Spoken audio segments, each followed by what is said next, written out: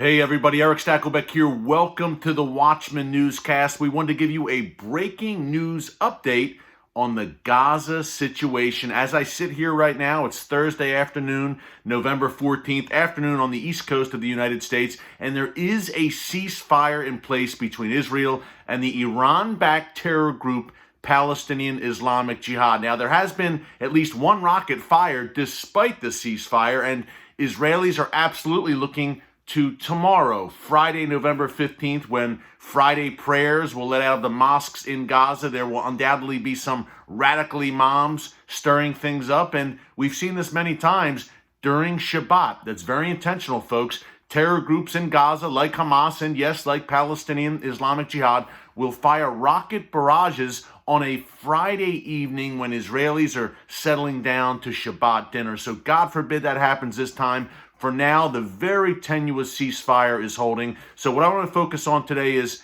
what preceded this ceasefire and where do we go from here? Okay, all of this kicked off earlier this week when the Israel Defense Forces, took out a top Palestinian Islamic Jihad commander named Baha Abu al-Atta. He's gone. He's no longer with us, which is a very good thing because attacks, according to Israeli officials, at the hands of Baha Abu al-Atta were imminent. He had some very deadly attacks against Israeli civilians in the south in the works. So the Israel Defense Forces, and rightly so, preemptively took him out in his home. Amazing technology, by the way. Apparently they sent a mini drone ahead just to make sure that he was the right guy and he was in that room. And then the IDF, the Israeli Air Force, took care of the rest. Of course, Palestinian Islamic Jihad immediately was breathing threats of vengeance. And what we saw over the past few days were the bitter fruits of that. Some 450 rockets fired by Palestinian Islamic Jihad at Israeli communities throughout the south, and even kids in central Israel at schools in Modin were off one day earlier in the week. Sirens went off in Tel Aviv as well, because we know that these Gazan terror groups like Palestinian Islamic Jihad, like Hamas, are extending their rocket range, thanks, no doubt, to the help of the Iranian regime, which is the patron, the funder, the supplier, the supporter of Palestinian Islamic Jihad. So some 450 rockets hitting Israeli communities. The good news is the Israel Defense Forces retaliated swiftly and decisively, killed some 25 Palestinian Islamic Jihad terrorists at last count, including another important commander just yesterday from Islamic Jihad. So Palestinian Islamic Jihad certainly got the message here that Israel means business. But the thing is, they are a wild card. We'll call them PIJ for short for the remainder of the newscast because that's a mouthful. Palestinian Islamic Jihad. Okay, they're a wild card in that Hamas, a vicious terror organization committed to Israel's destruction, also funded and supported by Iran. Hamas says, look, we're committed to all of that, but we also have to make some attempt to govern the Gaza Strip. Remember, the people of Gaza elected Hamas in 2006 to run that strip, and they've run it into the ground, quite literally, sparked war after war with Israel. But Hamas makes some, at least, illusionary effort to govern, quote unquote. Sharia law is enforced in Gaza. All those billions in aid from around the world which go into Gaza, Hamas pockets the vast majority of it. Maybe a few scraps trickle down to the average person, whereas Hamas is taking that international aid, digging terror tunnels into the communities of southern Israel, building new rockets, funding mass riots on the Gaza border, arson kites and arson balloons, which have burned up thousands and thousands of acres of Israeli land over the past 2 years or so.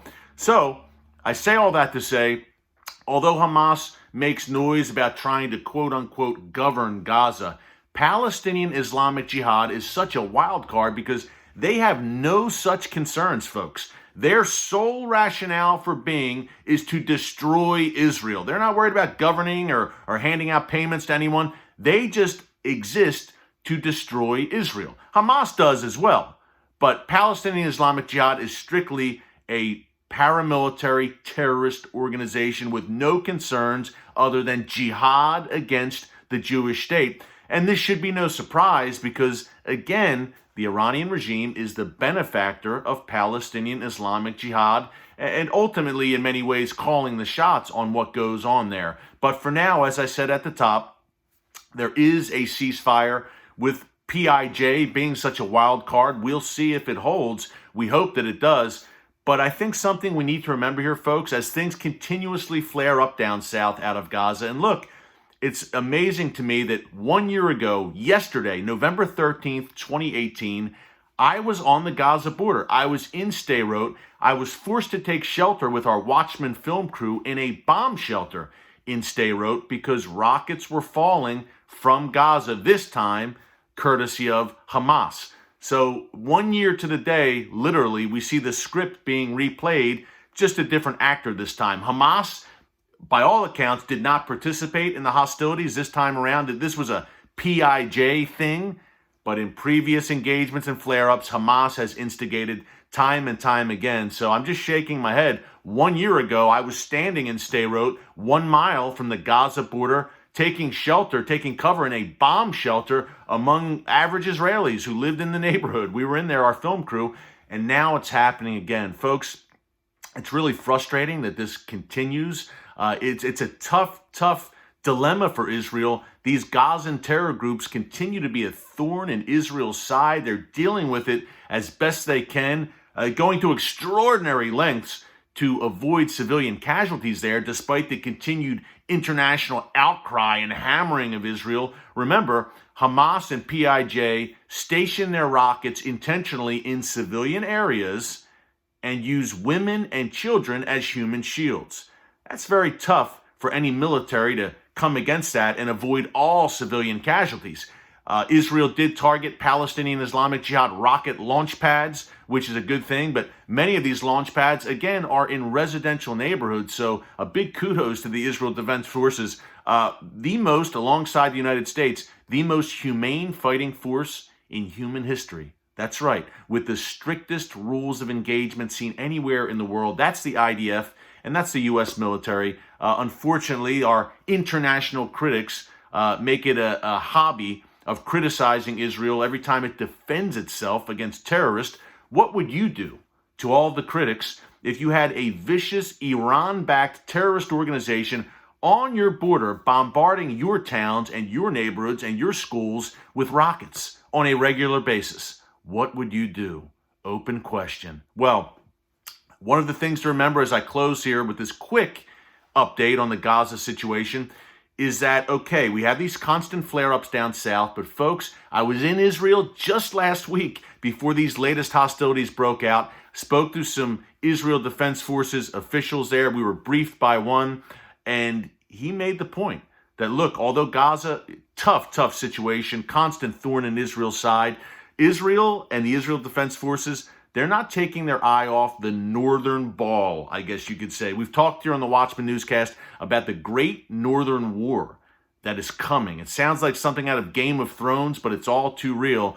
The major threat, the main threat to Israel's security, to my mind today, and to the mind of Israeli officials, is Hezbollah in southern Lebanon with some 150,000, at least, rockets and missiles pointed at every inch of the Jewish state, and also the situation in Syria along the Golan border there, where the Iranian regime and its proxies, including Hezbollah, are setting up shop. There is a major conflict coming up north, folks. God forbid, I hate to say it, but we have to call it like it is.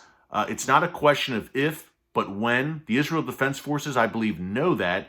What Hamas and PIJ want to do is open up a second front down south, where Israel is preoccupied with not only this deadly, horrific Hezbollah threat that has developed to the north in Lebanon and Syria, and the Iranian regime entrenching itself there, but as Israel's trying to battle that, you can bet that Hamas and PIJ, under the orders of the Iranian regime, by the way, their patron, will try to create a second front and a distraction that will distract the IDF from the main threat in the north. Not to downplay the Gaza threat, it's serious, but Hezbollah is a different beast. I assure you, folks, this is the world's most dangerous terrorist organization, and not just any terror group. This is a terrorist army, a paramilitary with battle-tested veterans who fought on the battlefields of Syria. They have an international apparatus. They've carried out terror attacks in the Western Hemisphere. That's Hezbollah, a very dangerous player. Israel knows it. So eventually, Hezbollah and Hamas and PIJ, eventually, folks, a day is coming when these vicious terror organizations, who, by the way, hate America as well. As an American, I'm very aware of that. One day they will be dealt with decisively. Who knows when, but it's going to be tough. It's going to be a tough road to hoe. So you need to continue to pray for the people, not only of southern Israel, but for the land of Israel. Pray for the peace of Jerusalem. In particular this week, those brave, resilient people in Israel South. I love the people in southern Israel. They're so resilient, so brave, and they just walk around still with joy on their faces and in their hearts, and they say, no, this is our land. You will not chase us away. We will not cave the terrorist. Man, I give them credit. So folks, pray for them. Imagine your child in a bomb shelter. They have about 15 seconds to get to a shelter when the sirens, the alarms go off. I know because I experienced it firsthand, as I said last week, and we all had to dash into a bomb shelter. That's no way to live. This has to stop. So let's pray for the people of southern Israel. And while you're at it, keep them in your prayers. Subscribe to the Watchman Newscast here. Give us a big thumbs up, like what we're doing, so we can continue to bring you these kinds of cutting-edge, relevant, timely updates and information that you just won't hear anywhere else. Pray, subscribe, join CUFI, CUFI.org.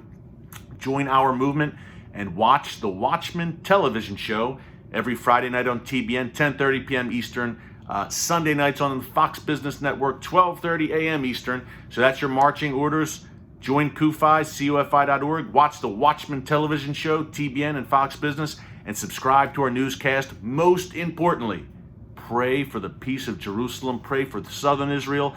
The great news is God still sits on the throne, folks, and he neither slumbers nor sleeps. So until next time, we'll see you soon from the Watchman Newscast. God bless you, and remember, never hold your peace.